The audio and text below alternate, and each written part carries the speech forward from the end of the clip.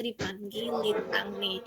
Nah, jadi sebagai pembuka, karena kita juga di sini mungkin kalau misalkan teman-teman lihat papernya, ini juga based on Lintang's esai di mata kuliah filsafat hukum. Jadi nanti bisa nih kita bertanyakan lebih lanjut mengenai feminist legal theory, filsafat hukum bagi teman-teman juga yang kepo-kepo terkait apa relasi antara feminisme dan apa yang ingin disuarakan dan juga korelasinya dengan filsafat hukum itu sendiri. Nanti kita bisa diskusikan lebih lanjut karena di sini juga bukan sesi webinar, tapi juga kita di sini diskusi terbuka untuk tema yang kita akan bawakan hari ini. Oke, mungkin bisa langsung aja. Ini juga aku sambil akan share screen juga untuk Lintang presentasikan ya.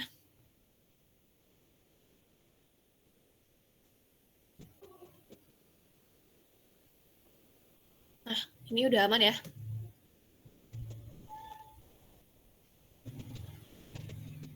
Oke, untuk waktu dan jaringan aku persilahkan untuk Lintang.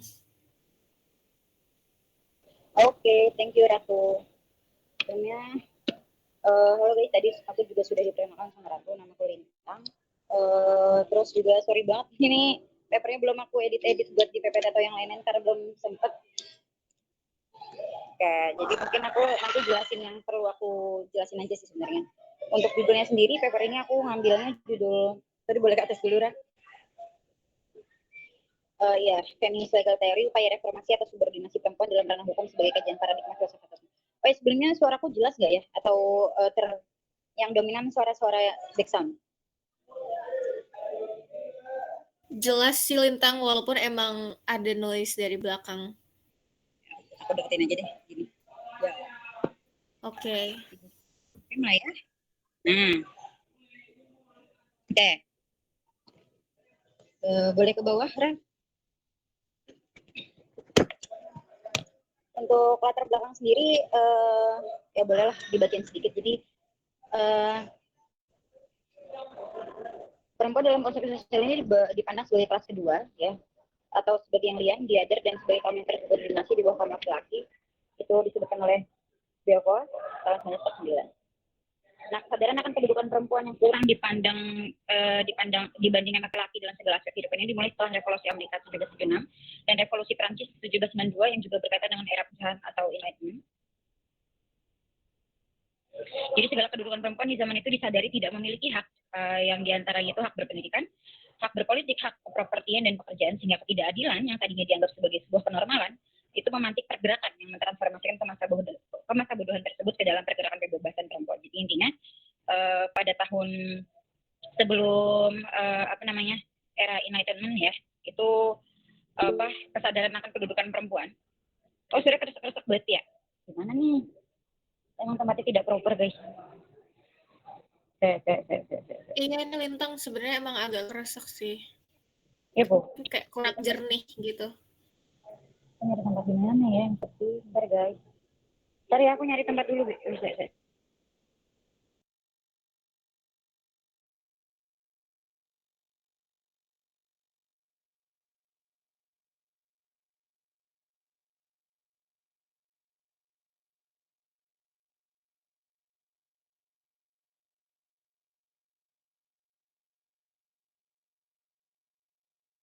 Kalau di sini gimana? Aman nggak? Udah lumayan nggak?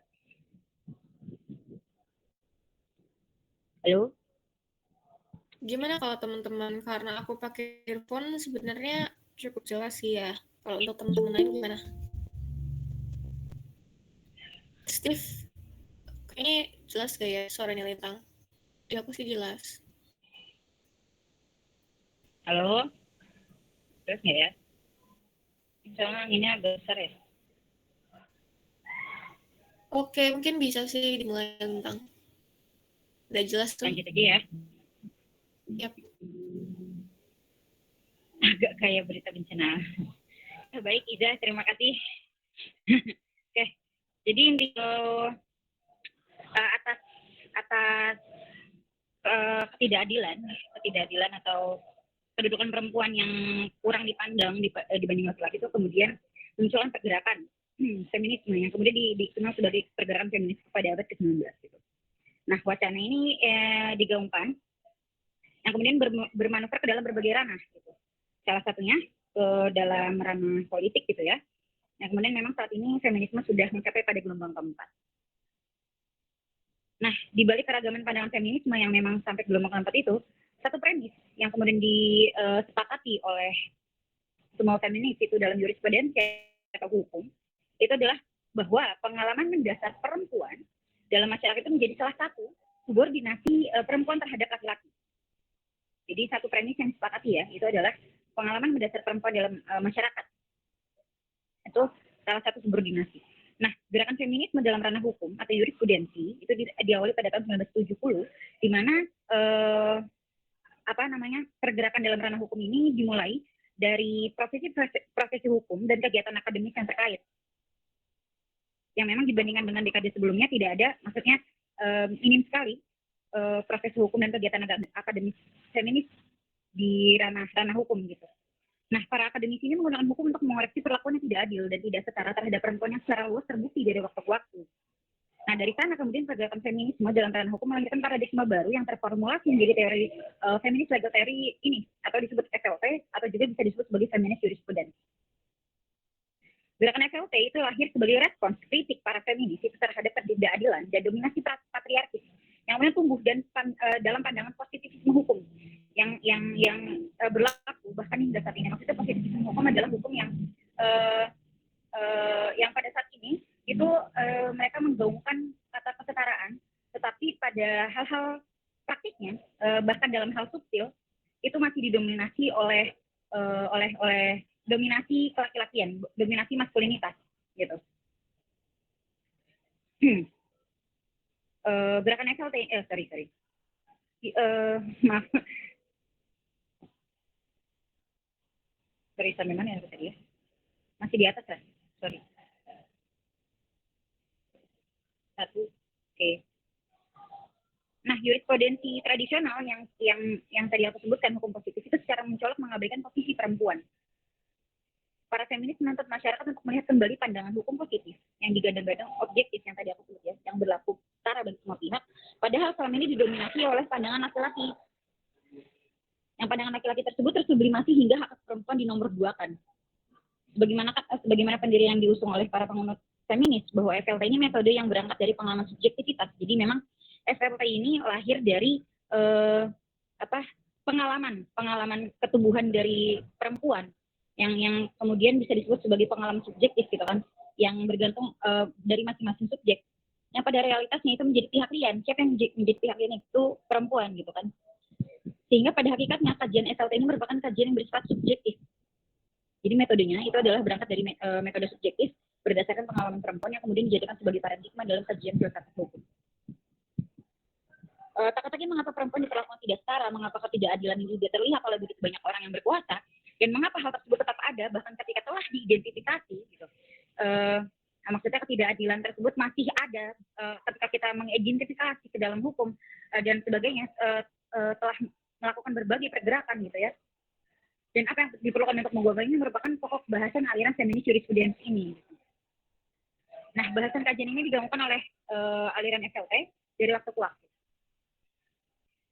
Oke, boleh ke bawah satu. Oke. Nah, reformasi yang dilakukan oleh para feminis ini, maksudnya reformasi dalam ranah hukum gitu ya, itu menyuarakan kesetaraan yang memang penuh lika-liku sampai saat ini. Nah, makanya pada tulisan ini saya sendiri berfokus pada kajian SLT sebagai paradigma filsafat hukum untuk menjabarkan perjalanan reformasi hukum atas subordinasi perempuan. Boleh ke bawah langsung lah untuk pembahasan.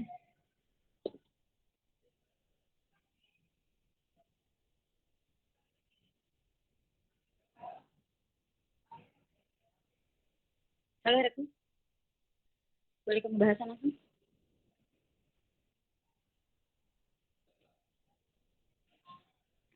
Ini aku nge-lag atau gimana ya? Udah, Kang. Di aku udah ke pembahasan.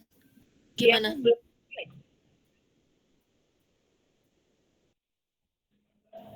Yang lain udah ke pembahasan belum ya?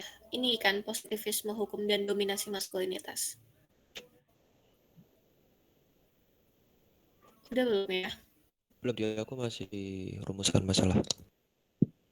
Oh iya. Ini? Belum.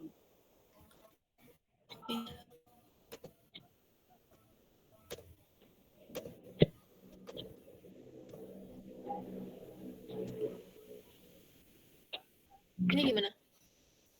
Belum muncul. Dah. Oke.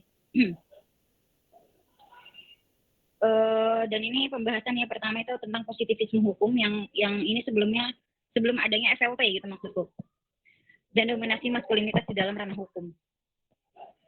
Jadi apa itu positivisme hukum? Itu adalah hukum yang sekarang memang kita kenal gitu ya, hukum tradisional yang dinilai mampu memberikan perlindungan yang adil katanya bagi semua pihak.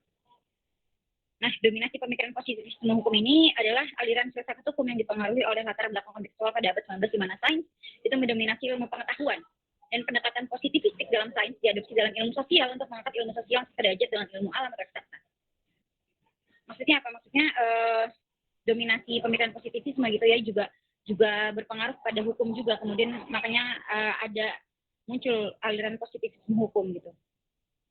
Dan penganut positivisme hukum ini berpandangan bahwa kepastian hukum itu akan tercapai apabila hukum secara objektif mengidentifikasi, melegitimasi, dan mengubah hak sosial dalam masyarakat menjadi hak hukum dengan mengutamakan netralitas dan objektivitas. Jadi memang keberbalikan dengan FLT yang kemudian berangkat dari metode subjektivitas perempuan gitu ya. Dan positivisme hukum menggadang-gadang objektivitasan tersebut untuk memunculkan perlakuan yang adil katanya gitu. Nah, netralitas dan objektivitas hukum ini hanya akan terwujud apabila hukum bersifat tertutup dan otonom dari berbagai perspektif moral, agama, filsafat, politik, sejarah, bahkan jenis kelamin gitu. Nah, pemikiran ini bersifat mendasar bagi konsepsi pemikiran hukum, dan dari pemikiran inilah lembaga penegak hukum memandang hukum yang pasti ini sebagai sesuatu yang tadi boleh ke bawah, tidak kelihatan soalnya.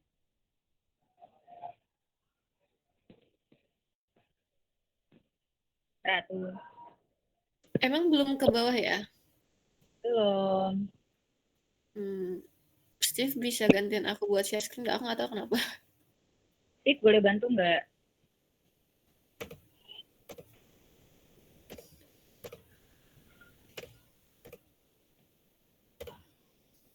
Halo Steve, apakah Anda masih di sana?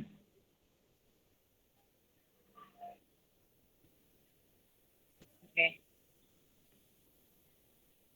Dari pemikiran ini kemudian lembaga penegak hukum memandang hukum yang pasti ini yang objektif itu sebagai sesuatu yang given, ya, terberi, dan oleh karenanya tidak pernah mempertanyakan hakikat dan tujuan utama dari hukum tersebut.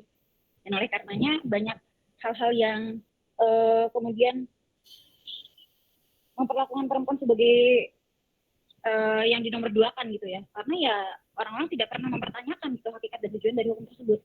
Mereka memandang hukum itu sebagai sesuatu yang given. Oke. Nah, kemudian kemapanan hukum yang didominasi oleh positivisme ini terlanjur dibingkai dalam pemikiran maskulinitas. Sebab para penegak kelemahan hukum itu didominasi oleh laki-laki, sehingga produknya itu bicara tertutup akan berbagai perspektif termasuk posisi perempuan. Menciptakan hukum dengan jenis kelamin laki-laki. Menciptakan hukum yang berjenis kelamin laki-laki. Nah, teori hukum ini dikembangkan oleh laki-laki, dan tentang bagaimana laki-laki berperan sebagai bagian dari warga negara itu telah menjadikan perempuan sebagai kelas kedua, second sex, sebagai de Beauvoir, man is law, man is absolute, atau laki-laki itu pelaku dan laki-laki itu bersifat absolut. Nah, tesis de Beauvoir ini sekaligus mempertegas bahwa laki-laki sebagai pembuat hukum sekaligus sebagai subjek pengendali hukum telah meniadakan perempuan menjadi yang lain atau the other, di luar eksistensi laki-laki. Nah, netralitas dan objektivitas hukum secara konseptual telah menempatkan perempuan sebagai potensial victim, dan secara aktual dalam banyak bidang dan keadaan sering mendiskriminasi perempuan karena kondisi khusus yang dialaminya seperti menstruasi, hamil, dan sebagainya. Nah, penerimaan terhadap hukum tradisional yang tadinya dianggap imparsial dan adil bagi semua orang melalui jargon-jargon positifisme yang selama ini kita dengarkan itu ya, di suatu proses panjang itu telah terkristalisasi dalam tubuh hukum seolah-olah itu benar, dan kemudian diimani sedemikian rupa oleh para pengkaji hukum. Nah, kesadaran akan termarginalkannya perempuan sebagai kaum kedua itu kemudian berangkat dari terciptanya pergerakan feminisme yang tadi yang sudah saya jelaskan di latar belakang. Nah, pengabaian akan berbagai perspektif dalam hukum positivisme, termasuk perspektif akan kesetaraan jenis kelamin, kemudian berhasil diperbaiki oleh para pejuang feminisme dalam formulasi FLT ini. Nah, dampak dari terciptanya FLT ini cukup besar gitu ya, tidak hanya pada kurikulum hukum universitas yang memang lahir dari dunia akademis ya, tetapi juga pada tubuh hukum itu sendiri, di mana hukum-hukum bisa diubah gitu ya, yang tadinya pincang sebelah akan kesetaraan gender, kemudian bisa diubah seiring pergerakan-pergerakan feminis dalam ranah hukum ini, dalam wacana FLT ini. Oke, kemudian feminist legal theory sebagai upaya reformasi hukum atas subordinasi perempuan. Nah, ini di subbab feminisme dan aliran-alirannya mungkin kita skip aja, mungkin teman-teman juga udah pernah baca gitu ya tentang feminisme dan aliran-alirannya. Kita ke bawah satu ke subbab yang selanjutnya.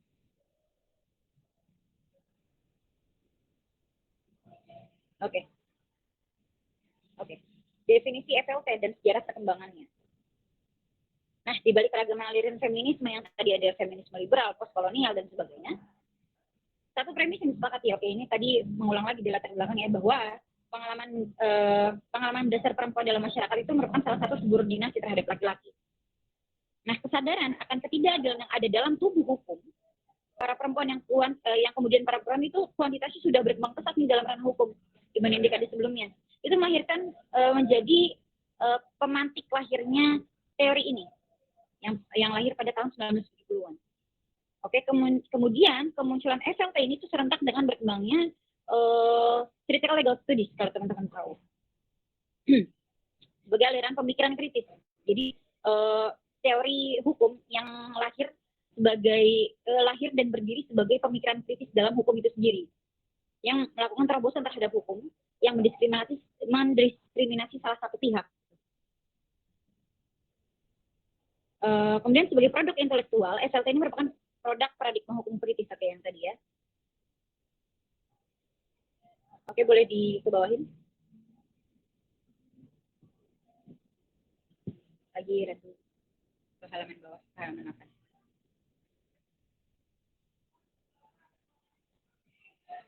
Oke. Nah, kemudian apa relasi yang terjalin antara FLT dengan feminisme? Nah, relasi yang terjalin itu adalah mereka saling mengakomodasi kelemahan ya yang ada dalam masing-masing aliran feminisme maksudnya, yang sampai gelombang keempat ini. Dan FLT itu menawarkan metode hermeneutika dan dekonstruksi. Oke, apa itu hermeneutika dan dekonstruksi? Oke, kita baca kemudian ya. Para feminis menyoroti bahwa konsep hukum positif itu mewarisi pemikiran hukum filsuf Yunani seperti Plato dan Aristoteles. Dan bagi feminis, konsep Yunani itu harus dikonstruksi dengan metode hermeneutika karena tidak sejalan dengan kenyataan dalam masyarakat. Hermeneutika menjadi metodologi feminis dalam menafsirkan ulang teks hukum untuk menemukan kebenaran yang terkait dengan kepentingan dan pengalaman manusia. Dengan kata lain, merekonstruksi hukum-hukum yang lama, ya, hukum-hukum dalam positivisme hukum kepada hukum yang baru yang berpihak kepada perempuan.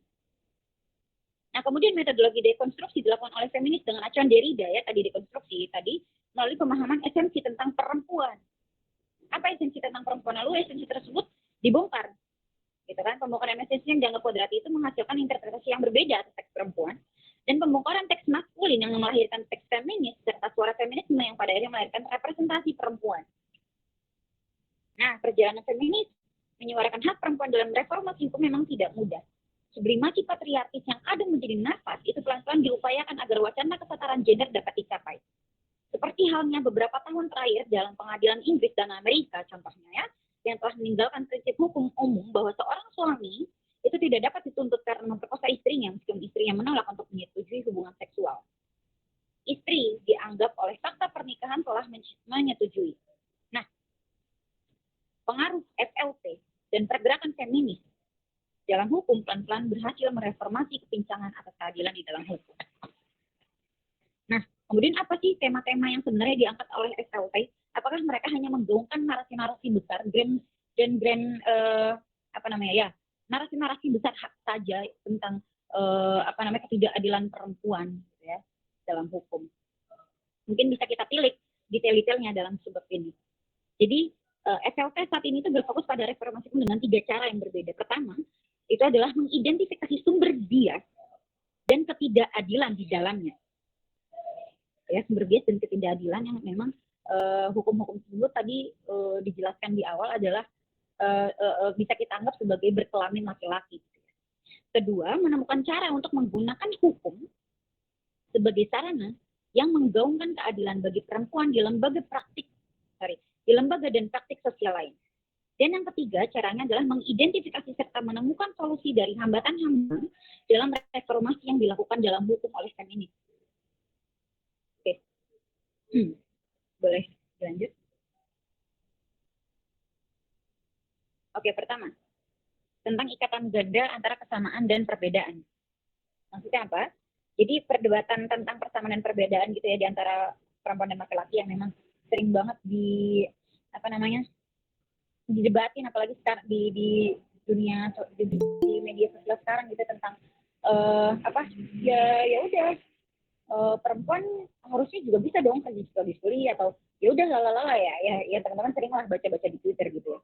Nah, ini kemudian menjadi ikatan ganda yang dihadapi oleh para feminis sebagai usaha untuk mereformasi sebuah sistem dengan mengkritik prosedur yang mana mereka sendiri harus gunakan untuk mencapai reformasi hukum yang mereka inginkan. Nah, salah satunya ikatan ganda ini terjadi pada masalah cuti hamil. Ya, yakni bahwa asumsi cuti hamil dianggap sebagai perlakuan khusus terhadap perempuan. Sebab katanya seharusnya kesetaraan antara perempuan dan laki-laki itu pantas diimplementasi pada kasus ini. Dan jelas bahwa pada perdebatan ini itu merugikan perempuan. Kenapa? Karena kan pada dasarnya kehamilan itu kan bukan suatu keistimewaan yang harus digaungkan sebagai kesetaraan bagi laki-laki juga gitu. Jika perempuan tampak menghadirkan isu khusus seperti cuti hamil di tempat kerja, maka itu terjadi sebab norma yang mereka nilai itu telah dirumuskan oleh dan untuk laki-laki. Tidak ada yang luar biasa atau istimewa tentang seorang wanita hamil gitu. Karena sebagian besar wanita memang mengalami kondisi ini pada suatu waktu selama kehidupan kerja mereka gitu kan. Wanita-wanita yang sudah menikah gitu. Ya tidak ada yang istimewa dari kehamilan gitu. Kenapa mereka menganggap istimewa? Karena nilai-nilai yang sudah terpatri gitu ya. Maksudnya dalam kehidupan dan dalam pikiran mereka, bahkan dalam hal subtil gitu.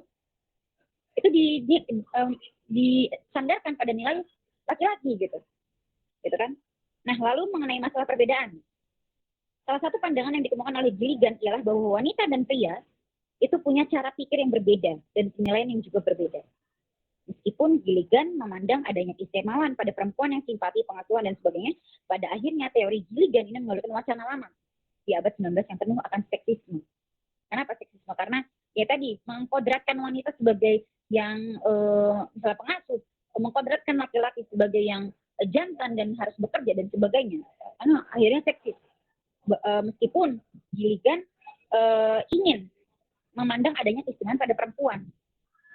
Pada akhirnya makna kesetaraan dan keadilan dalam kasus ikatan ganda antara perbedaan dan persamaan yang telah lama kita perdebatkan itu harus ditelaah lebih jauh bahkan hingga saat ini. Belum ada kesimpulan yang memang sangat maksudnya kesimpulan terakhir itu belum ada. Memang perbedaan itu nyata, namun perbedaan nggak harus berarti kerugian pada salah satu pihak. Perbedaan yang digaungkan istilahnya harus memiliki simbiosis mutualisme lah. Tidak ada kerugian pada salah satu pihak. Oke. Lanjut ke dominasi, feminisme, dan perlindungan hukum. Perempuan itu tidak hanya secara tradisional dipandang berbeda, tetapi juga sebagai subordinat. Dan status subordinat ini ditegakkan tidak hanya oleh struktur institusional, tidak hanya oleh oleh lembaga-lembaga hukum, tetapi juga melalui interaksi pribadi yang sudah mengkristal gitu, terpatri lah istilahnya dalam kehidupan praktik kita gitu ya. Tema dominasi dalam FLT itu mencerminkan konstruksi gender atau subordinasi perempuan dan dominasi laki-laki yang disebutkan oleh feminis radikal. Boleh ke bawah, Ratu?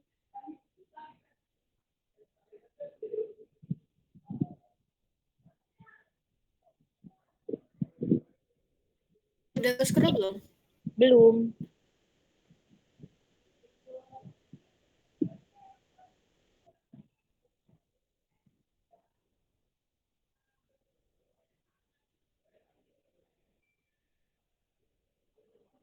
Oke. Nah, sikap-sikap ini gitu ya, yang dominasi laki-laki dan subordinasi perempuan, itu sudah berlangsung lama dan feminis masih berkutat untuk memperbaikinya gitu. Melalui apa? Melalui reformasi hukum dan program pendidikan. Meskipun pada akhirnya reformasi undang-undang mengenai dominasi dalam kekerasan seperti pelecehan seksual dan kekerasan rumah tangga selama 50 tahun terakhir sebagian besar telah gagal. Dan hal ini kenapa terjadi? Itu disebabkan oleh kegagalan hukum untuk mengakui hak otonomi seksual bagi semua orang, bahwa hukum itu telah melanggengkan budaya intimidasi terhadap perempuan sebagai korban kekerasan. Perempuan sebagai korban yang diintimidasi, melakukan penuduhan terhadap pelaku, kemudian terdokumentasi dalam perilaku konstruksi sosial itu sendiri. Jadi intinya semua pandangan itu diukur dari pandangan dominasi maskulinitas. Jadi ketika kita lihat di media sosial, ya memang ini menurut saya juga adalah dua mata pisau ketika kita melaporkan tindakan kekerasan seksual gitu ya bagi seorang perempuan. Yang dihadirkan pertama-tama oleh masyarakat adalah kita sebagai korban yang diintimidasi. Pertama-tama ditanyakan tentang baju kita udah benar apa belum, sebagai perempuan apakah sudah menjadi perempuan yang baik dalam tanda kutip seperti itu kan. Nah, pada akhirnya dan juga orang-orang bilang apakah penuduhan ini adalah fitnah atau benar gitu kan ya. Padahal kan seharusnya bukan itu yang dilakukan dari awal. Maksudnya ketika ada orang yang melaporkan adanya kekerasan seksual yang terjadi pada dirinya gitu. Dan pada akhirnya ketika memang banyak gitu ya pelaporan kekerasan seksual terhadap perempuan, konstruksi sosial itu melakukan intimidasi terhadap korban gitu. Kenapa seperti itu? Karena kan semua pandangan yang sudah mengkristal gitu dalam masyarakat itu pandangan dominasi maskulinitas gitu kan, diukur dari pandangan maskulin gitu. Kemudian yang C adalah domestisitas dan pengembangan organisasi. Paksaan fisik dalam tema dominasi bukan satunya sumber subordinasi perempuan. Kekuatan ekonomi yang justru tidak dimiliki kebanyakan perempuan. Oke, ini tentang domestisitas, tentang hak ekonomi dalam sebuah keluarga gitu ya. Jadi kekuatan ekonomi itu juga menjadi sumber subordinasinya perempuan dalam ranah hukum. Dalam pandangan tradisional itu kan perempuan dianggap sebagai peran domestik ya, yang mengurus rumah tangga gitu, sedangkan pria tidak. Maka dalam struktur organisasi apapun gitu, pekerjaan dan lain-lain, entah dalam rumah tangga maupun dunia pekerjaan, kedudukan wanita itu selalu dipandang inferior dibandingkan laki-laki, sehingga semumpuni apapun kemampuan wanita, ia selalu didudukan pada posisi inferior. Munafik atau tidak? Maksudku, ketika kita sadar dalam suatu ranah pekerjaan, pasti secara sadar dan tidak sadar, kita menempatkan posisi perempuan itu pasti di bawah laki-laki. Maksudku, misalnya ketika pembagian kerja, ya perempuan yang di bagian ini, perempuan yang di hal-hal domestik gitu, laki-laki ya ini di bagian ini karena laki-laki lebih detail dalam hal ini dan sebagainya, dan wanita lebih detail di dalam hal ini dan sebagainya. Padahal seharusnya kemampuan tersebut bukan diukur dari pandangan oke, perempuan itu seperti ini, laki-laki seperti ini, tapi kembali lagi pada individu gitu kan, harusnya seperti itu.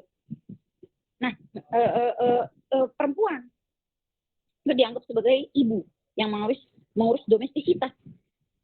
Yang kemudian mengurus domestisitas itu tidak lebih tinggi, kemudian dianggap tidak lebih tinggi harganya dibandingkan peran laki-laki yang mencari nafkah.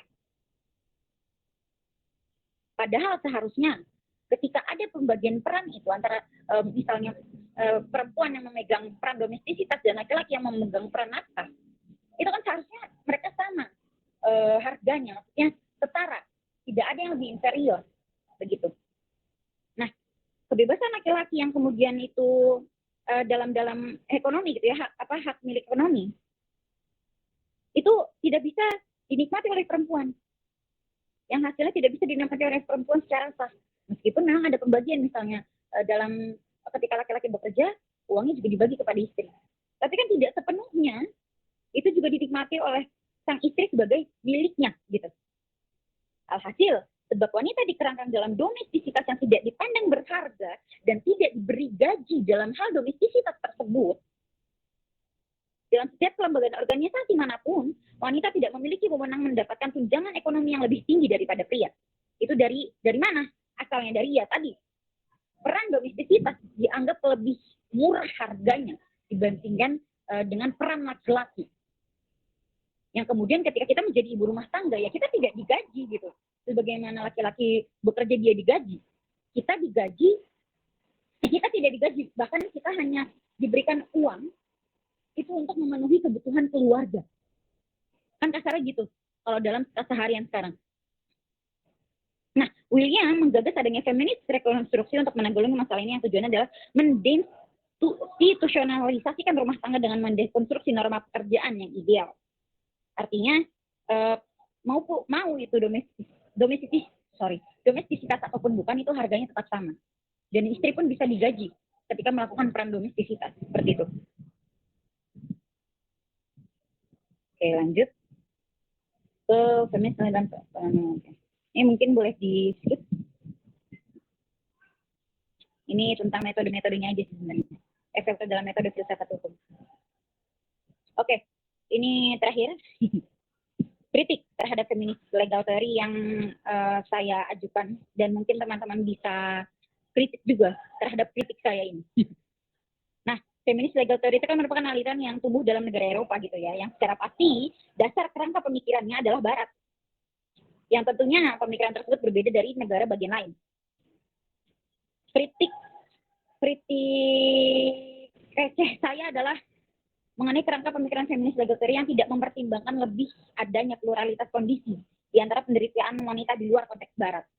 Yang pada saat ini, bahkan pergerakan feminis pada umumnya itu didasarkan pada kerangka pemikiran Barat dan penderitaan wanita di Barat yang kemudian tidak bisa merepresentasikan penderitaan wanita di dunia lain, di dunia lain, di negara ketiga bisa kita sebutnya. Nah, pengajuan mereka ya, maksudnya pengajuan para feminis, tanda kutip feminis Barat, gitu. Problema perempuan kepada payung hukum itu didasari atas keresahan para perempuan Barat. Subjektivitas yang diusung, gitu ya, subjektivitas pengalaman keteguhan perempuan sebagai dasar epistemologis itu terkadang menjadi bumerang tersendiri. Ketika representasian subordinasi perempuan yang digaungkan itu hanya menggunakan kacamata Barat saja. Artinya, bahkan mereka menjajah, gitu ya, menjajah perempuan lain dalam pembelaan mereka gitu loh. Perempuan lain maksudnya perempuan misal di negara ketiga gitu. Ya. Padahal beberapa aspek yang khas dari Barat yang kemudian tidak senada dengan negara lain, misal negara Timur, adalah kemudian bisa menjadi sekularitas gitu. Dan dengan demikian, ketika kerangka pemikiran Excel tadi digaungkan pada negara Timur, misal di Indonesia, ada beberapa pengajuan problema yang masih belum terikat dengan norma yang dipegang teguh masyarakat. Salah satunya adalah promosi afirmasi kaum LGBTQ. Misal, gitu kan. Kritik kedua adalah kaum feminis yang berkiblat pada feminis ala Barat. Yang dalam realitasnya gitu ya, feminis non-Barat itu seringkali memuja kebebasan dan keadilan yang sudah tercapai di Barat, sehingga suara keadilan yang diajukan itu kemudian berkiblat dari keadilan yang sudah tercapai di negara Barat, yang padahal seharusnya keadilan itu tidak boleh diukur hanya pada satu bagian negara saja. Karena kita memang berbeda kondisinya, terlahirnya kondisi perempuan yang tersubordinasi di tiap negara itu berbeda. Harus dikembalikan lagi kepada individu-individunya. Kita harus menyemplung lagi di lapangan tersebut. Nah, maksudnya di lapangan misalnya di Indonesia gitu. Apa sih yang sebenarnya menjadi faktor-faktor subordinasi perempuan di Indonesia gitu. Yang kemudian hal ini kan ketika kita memandang pergerakan memuja keadilan yang sudah dicapai di Barat untuk diimplementasikan di negara kita, itu menjadi masalah bagi perempuan Barat. Karena kita akan mengembalikan lagi wacana kolonial. Maaf. Suara yang dituntut dalam reformasi hukum pada akhirnya tidak merepresentasikan penderitaan perempuan Barat. Oke, kesimpulannya bisa dibaca lah. Bolehlah. Hukum positivisme yang terlanjur ditinggali dalam pemikiran maskulinitas sebab para penegak kelembagaan hukum didominasi oleh laki-laki menjadikan produk hukum itu berjenis kelamin laki-laki. Kedua, FLT ini telah sangat berhasil dalam memperbaiki pengabaian subordinasi perempuan dalam tatanan hukum karena jangkauan FLT itu jauh melampaui analisis akademis murni. Yang secara komprehensif, FLT itu menjangkau ketidaksetaraan yang ditemukan dalam hukum pidana, terutama pemerkosaan dan kekerasan dalam rumah tangga, hukum keluarga, kontrak, prestasi, properti, dan cabang lain di hukum substantif, termasuk aspek hukum publik. Yang ketiga, posisi FLT dalam paradigma filsafat hukum itu dinaungi oleh CLS, gitu ya. Dan yang keempat, petik tadi. Oke. Itu aja dari saya. Terima kasih. Mohon maaf banyak kesalahan. Mari kita berdiskusi atas kesalahan saya dalam membuat paper ini. Saya kembalikan kepada Ibu Moderator, Ibu Ratu. Terima kasih. Oke, terima kasih Lintang untuk pemaparan materi dari Feminist Legal Theory beserta bagaimana sih sebenarnya Feminist Legal Theory ini pada akhirnya terbentuk dan juga kritik-kritik yang dibangun dan mungkin bisa teman-teman juga tadi lihat karena emang nggak semuanya juga ya dari paper ini dijelaskan. Nah, untuk itu mungkin tanggapan aku juga bisa kali ya menanggapi. Ini aku sharing aja ya.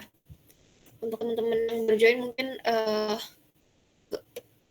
ini aku bikin juga untuk papernya. Mana tahu ada yang mau ditanyakan lebih lanjut dan juga mau menanggapi silakan banget gitu.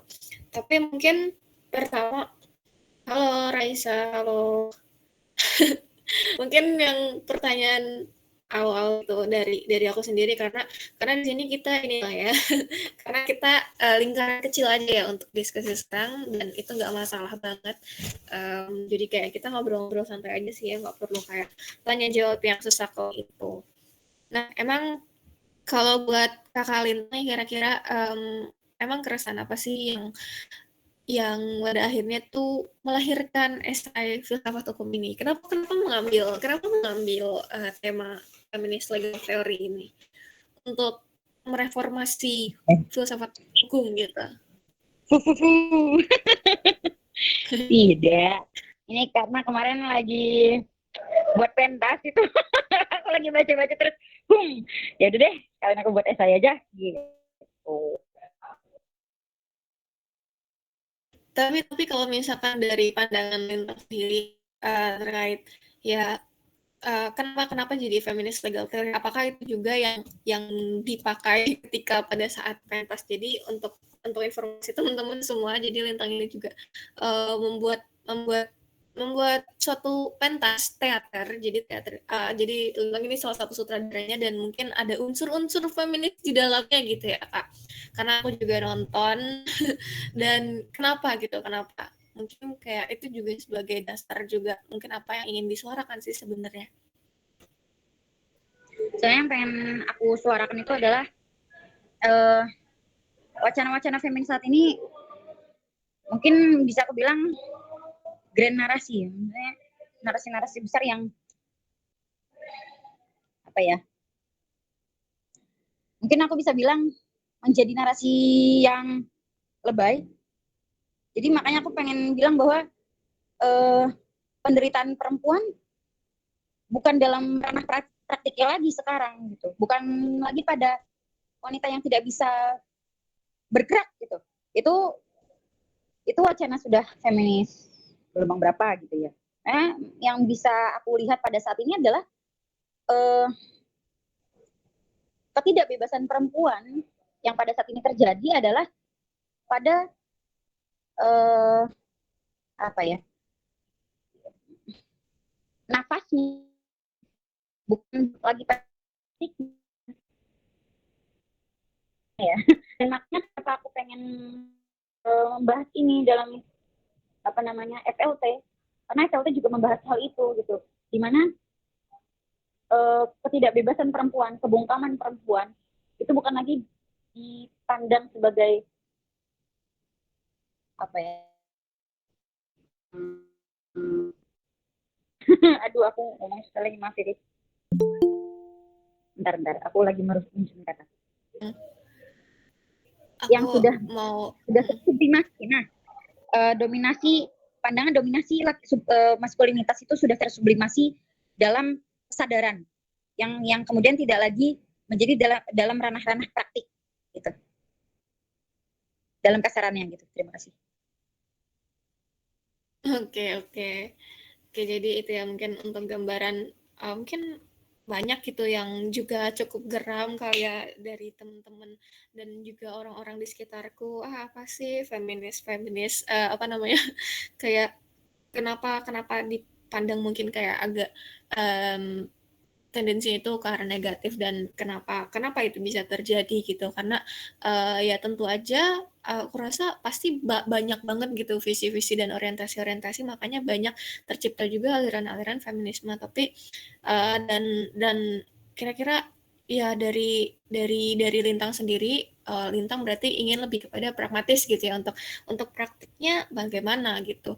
Dan, kalau misalkan tadi aku menanggapi paper dari Lintang gitu ya, kan ada yang ngebahas juga soal soal hermeneutika yang bisa jadi metodologi kita untuk memahami, sistem hukum yang telah dibentuk dan itu juga banyak sekali pandangan-pandangan yang sangat-sangat maskulinnya itu energi maskulinnya itu tinggi banget gitu ya, terutama misalkan kayak untuk rancangan-rancangan UU kalau misalkan di Indonesia gitu kita kontekstualisasikan.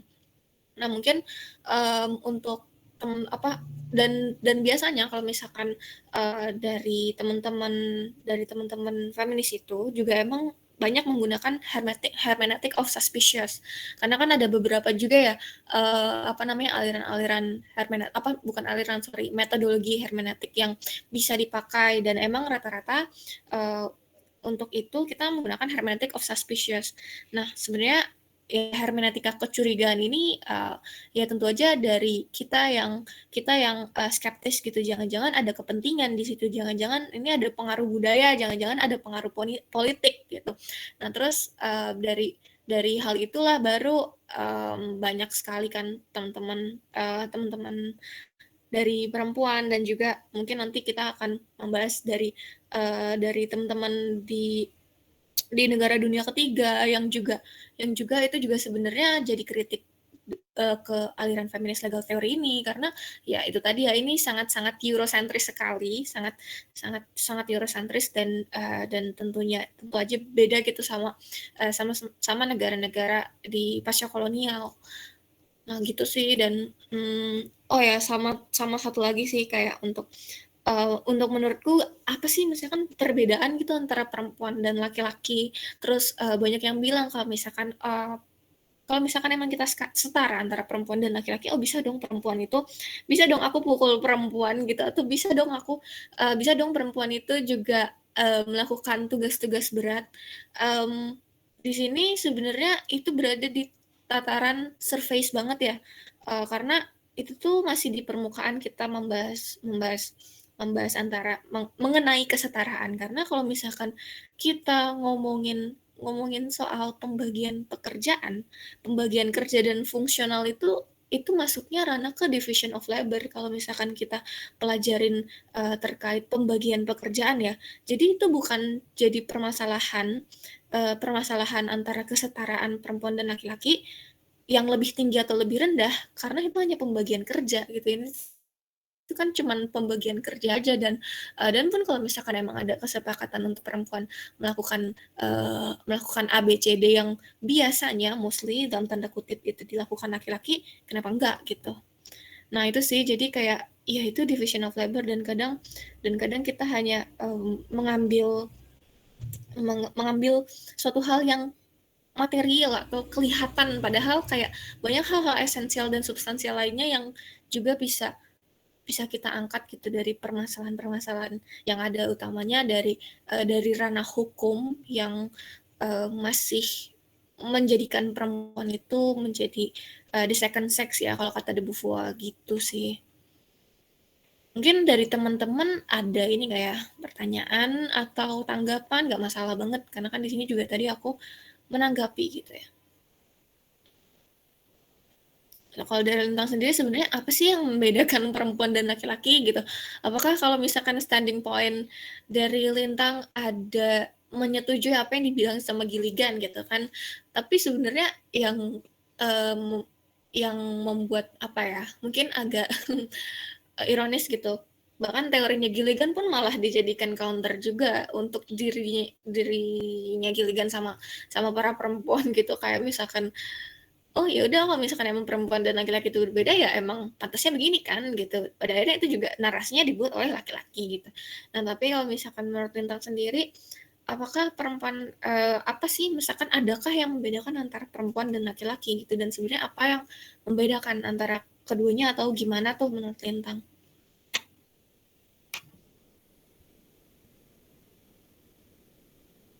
Enggak. Nah, aku sambil makan nih guys. Kalau misalnya berangkat dari pernyataan Gilligan yang kemudian malah mengcounter argumen sendiri gitu ya mengenai perbedaan laki-laki dan perempuan.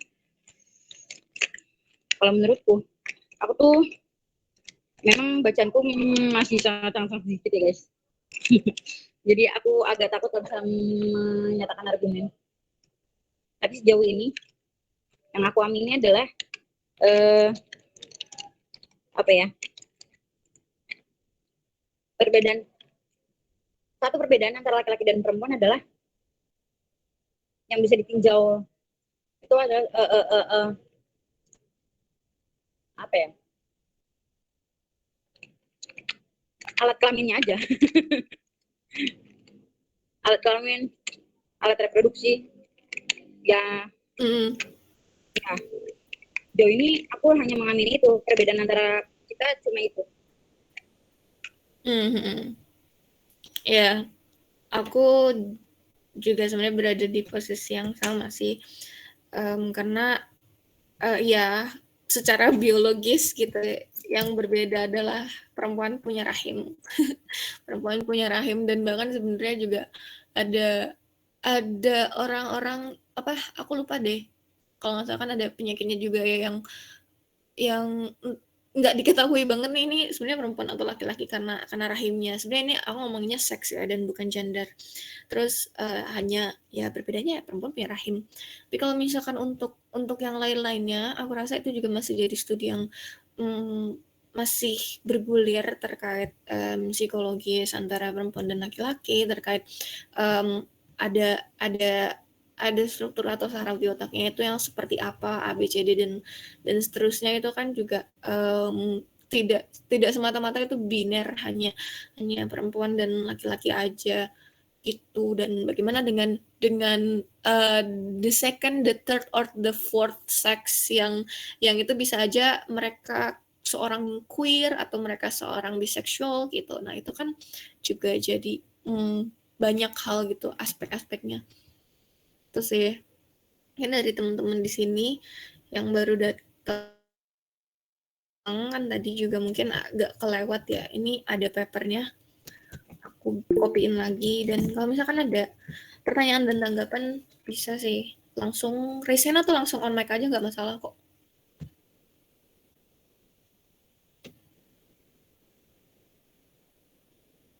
Ini aku tunggu ya, aku sambil minum. Ya, Steve. Silakan, Steve.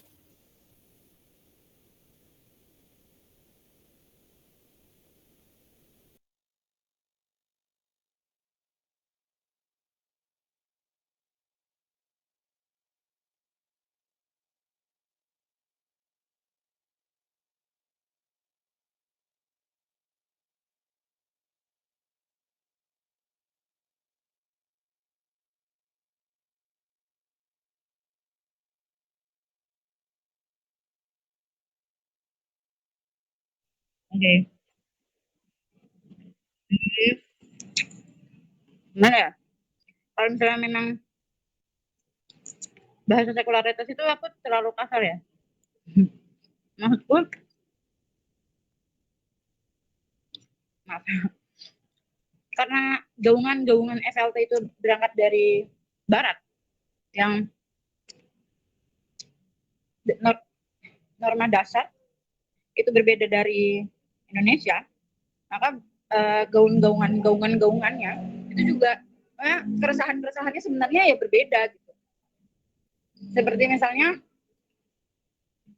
gimana ya, dari tinjauanku yang sangat dangkal, dan ini boleh dikritik guys, sangat boleh dikritik dan aku sangat meminta kritik itu. Dari tinjauanku seperti promosi afirmasi LGBTQ itu ya belum, ya tidak urgent, enggak urgent, bukan urgent, tidak begitu urgent dan tidak begitu relevan sehingga harus dipromosikan masih dalam ranah hukum, ya dalam ranah hukum Indonesia misalnya. Karena pada dasarnya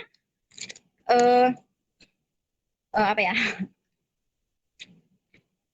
kalau misalnya ditilik lagi dengan dasar negara Pancasila, ketika afirmasi ini akan mengcounter argumenku sendiri juga sih. Maksudnya kayak ketika kita mengafirmasi, mempromosikan untuk mengafirmasi LGBTQ dalam ranah hukum, ya itu tidak begitu relevan dan tidak se-urgent itu dengan kondisi bangsa kita, apalagi ketika didasarkan pada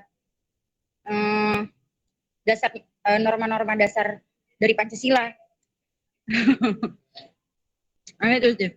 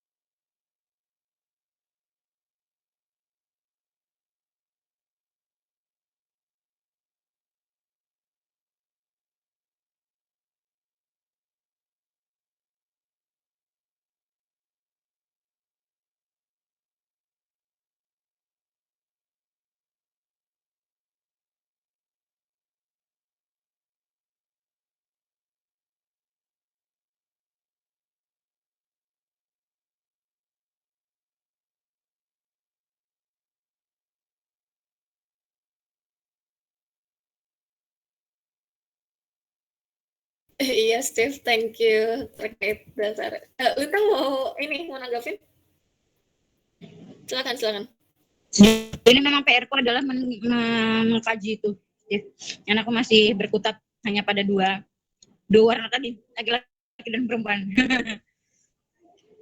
Thank you, Steve. Oke.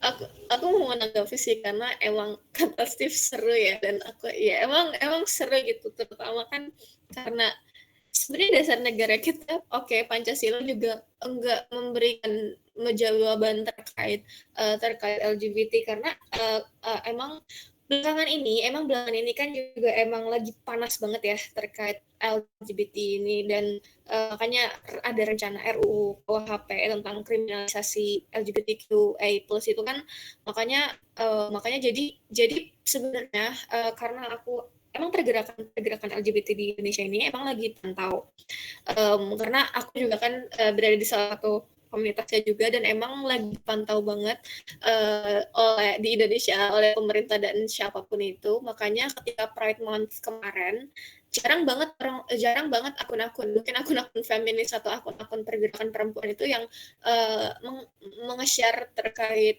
Pride Month, karena ya itu tadi sedang panas-panasnya banget lah gitu. Cuman ini juga emang perlu kita pertanyakan gitu.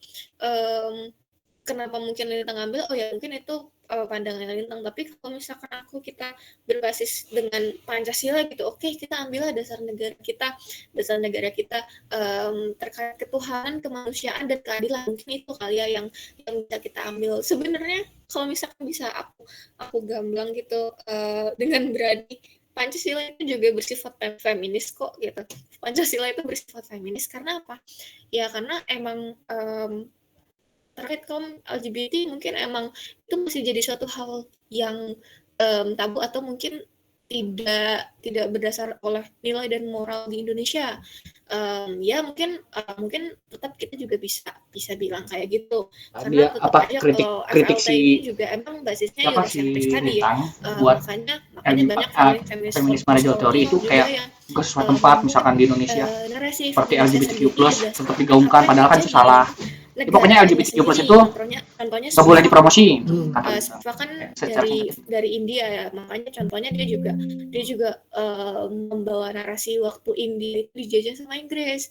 Nah sedangkan kalau dari kita ya kita lihat gitu kan keadaan hukum di Indonesia sekarang mengenai LGBT, dan aku bisa bilang kayak sebenarnya kalau misalkan pemerintah langsung bilang LGBT itu nggak boleh karena karena itu dilarang oleh agama atau apa, dan di mana batas sekularismenya di sini gitu, dan apakah ada dari Steve, menurut saya sebenarnya Pancasila memberi ruang bagi LGBT, hanya Pancasila dibahas secara tidak tepat oleh rezim. Ya, aku sepakat ini, aku mau bilang itu di akhir tadi, karena kita lihat kayak LGBT kalau misalkan mereka mandangnya dari segi agama, ya itu subjektif untuk tiap agama. Kita kan hanya membahas ketuhanan nomor satu kan, Pancasila nomor satu, ketuhanan yang Maha Esa, dan kita nggak merujuk pada agama tertentu.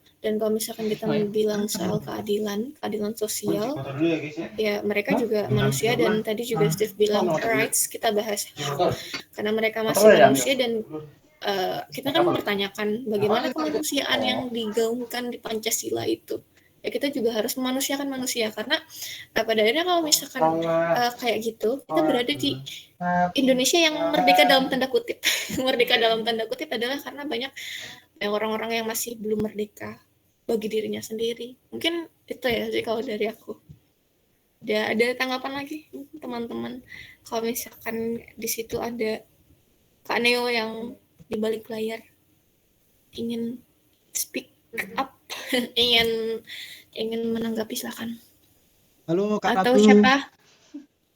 Halo Nih. Iya, gini, aku tertarik sih, terpanggil juga dengan tadi ada panggilan ada penyebutan Pancasila dalam diskursus feminisme, dan kemudian tadi seperti Ratu menyampaikan, aku menangkapnya pada akhirnya sila-sila yang ada di bawah kayak keadilan sosial itu merupakan kemanusiaan, dan pada akhirnya saling berkonfrontasi satu sama lain gitu antar sila. Jadinya Pancasila seakan-akan tidak apa namanya tidak saling apa namanya saling melengkapi antara satu sila dan sila dan saling berkelindan satu sama lain gitu. Aku sebagai karyawan PSP terpanggil gitu. Canda. Gini, apa namanya kayak aku bilang tadi gitu loh.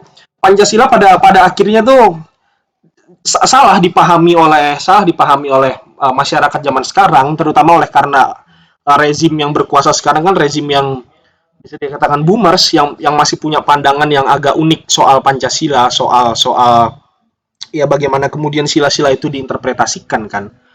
Padahal kalau misalnya kita mau telaah lebih lanjut, kita refleksikan betul-betul secara filosofis itu Pancasila itu sebenarnya masuk-masuk saja. Ini bukan cocokologi ya, tapi kayak memang kalau kita pikir mendalam secara filosofis tuh bisa Pancasila dipakai untuk menjustifikasi LGBT bahkan kelompok-kelompok identitas yang lain.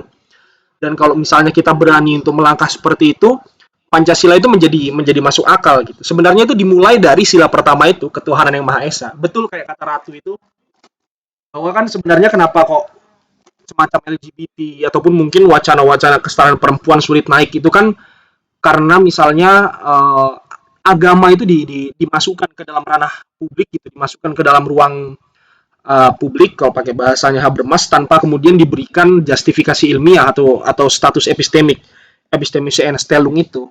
Pada akhirnya ya mereka yang dalam tanda kutip dilarang oleh agama besar itu dilarang pula dalam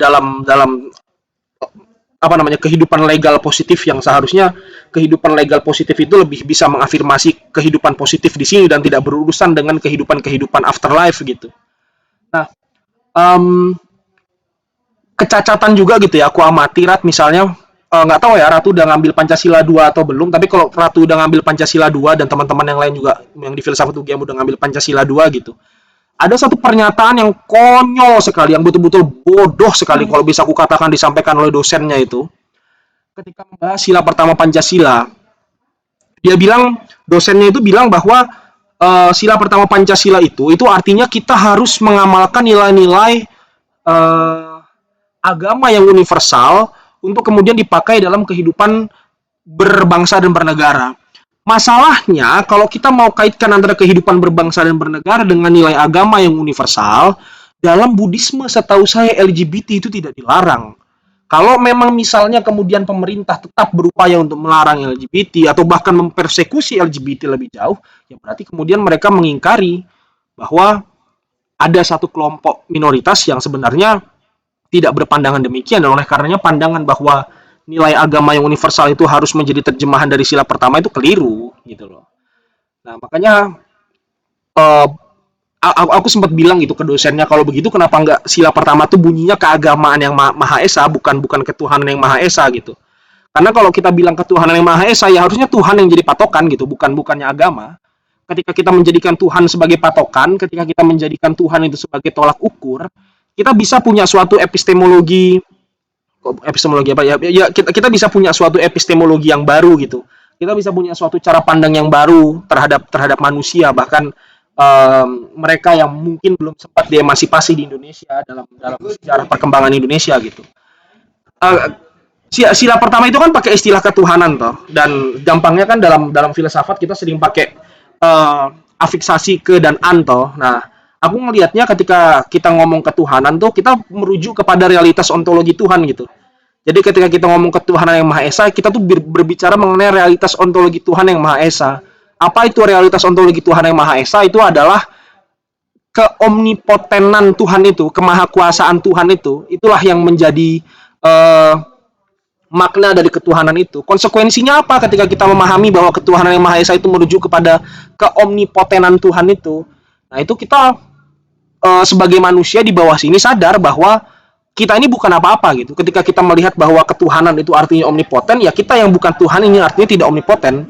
Ketika kita tahu bahwa kita ini tidak omnipoten, bahwa kita ini lemah di bumi ini, bahwa kita ini ada di bawah kuasa sesuatu yang lebih besar dari kita, bukan hanya Tuhan tetapi juga bahkan beings lain, misalnya mungkin matahari yang bisa membakar kita suatu hari nanti, kita jadi punya justifikasi yang logis untuk untuk mendukung sila kemanusiaan yang adil dan beradab. Oleh karena kita sama-sama rendah dan terancam di bawah sini, kita memperadabkan manusia lain gitu. Kita memanusiakan manusia lain.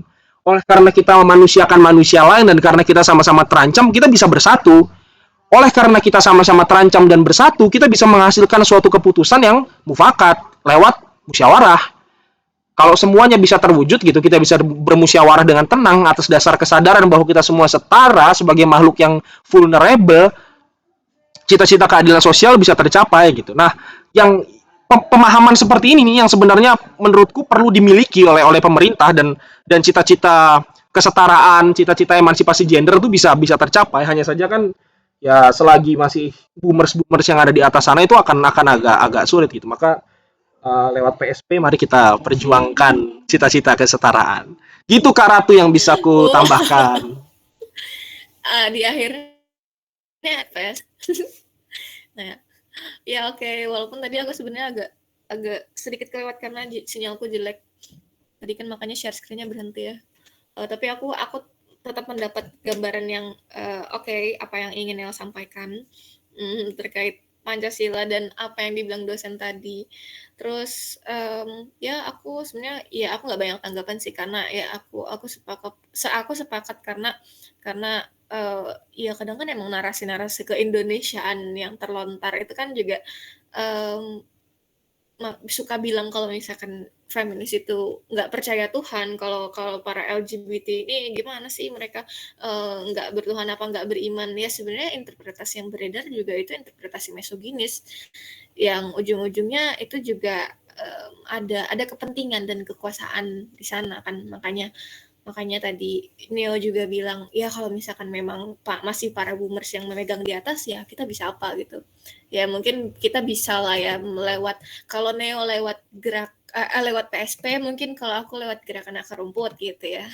Ya kita semua telah berusaha gitu ya.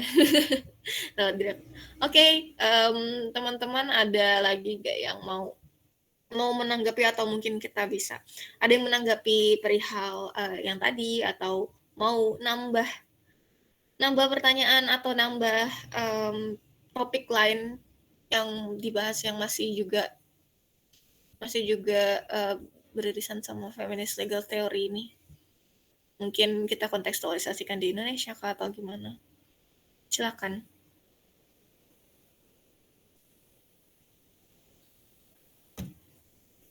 Kak Lintang masih ada di situ ya?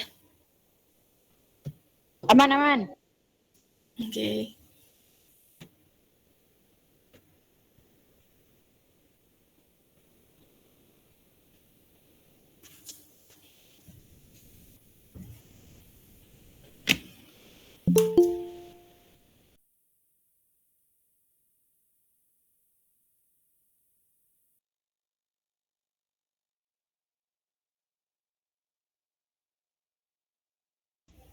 Ada nggak ya teman-teman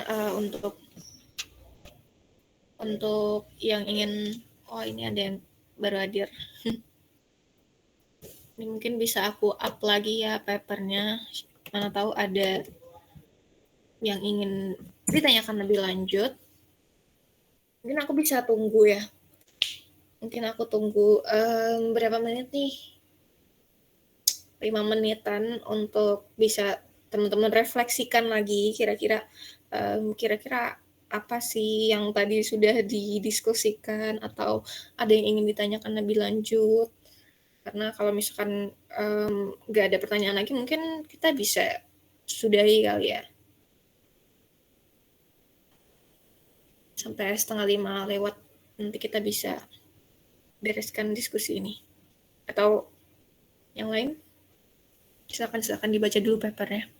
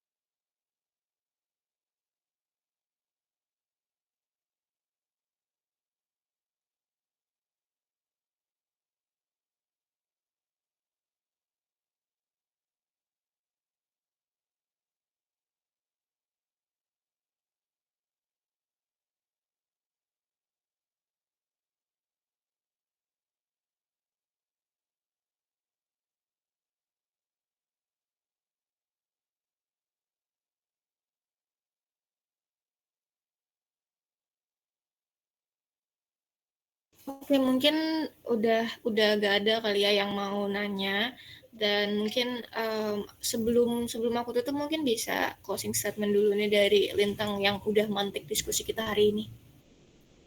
Oke, dari diskusi tadi antara Ratu, Steve, Neo, dan teman-teman lain yang ikut mendengarkan, closing statement aku ingin memberikan satu pertanyaan gitu, pernyataan aja yang pilih. Ya semoga harapan aja sih, nggak usah berfakisu. Iya reflektif.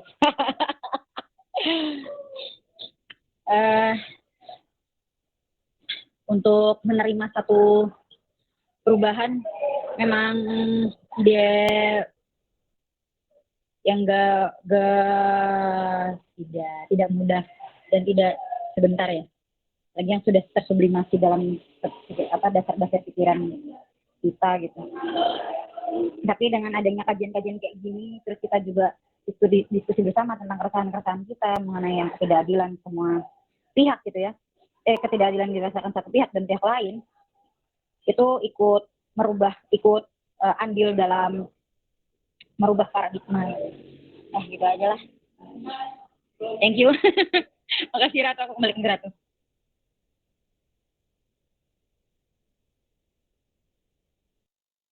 Oke, thank you. Oke, seperti yang Lintang juga, semoga peringatan maksudnya bisa dijadikan momentum ya, hal-hal kayak gini untuk kita sendiri ya, kita juga perlu untuk sepenuhnya mendukung keadilan dan kesetaraan gitu untuk seluruh warganya, baik itu perpok minoritas lainnya. Oke, segitu aja dari aku dan Lintang. Terima kasih banyak untuk teman-teman yang udah hadir. Sekian dari aku, terima kasih, sampai jumpa, selamat melanjutkan aktivitas. Boleh live dari room, terima kasih.